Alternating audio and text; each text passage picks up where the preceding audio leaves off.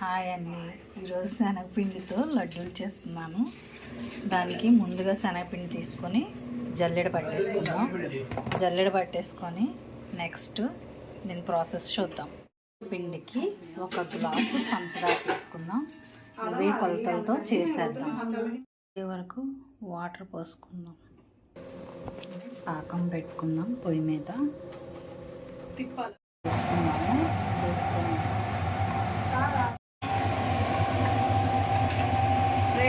Fry అయిపోవాలి.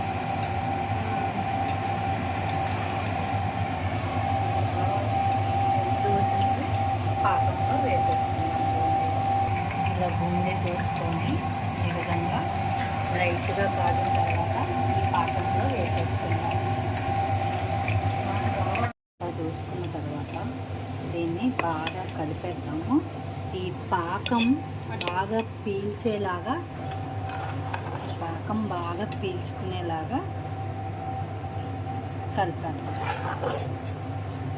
తర్వాత ఇందులో పచ్చకర్పూరం, కొంచెం జీడిపప్పు, తగినంత కిస్మిస్ వేపేసుకొని కలిపేసుకొని ఆరిపోయిన తర్వాత ఉండలు చుట్టుకుంటే లడ్డు రెడీ.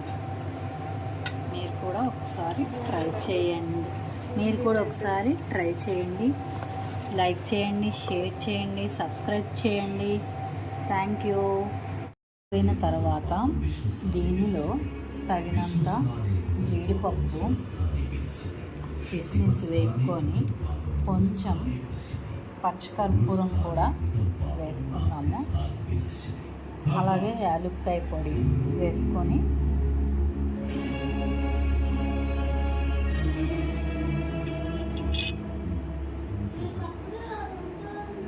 ఇలా నలిపేసి వేసేద్దాము. ఉండ చుట్టేసుకుందాము. ఇలాగా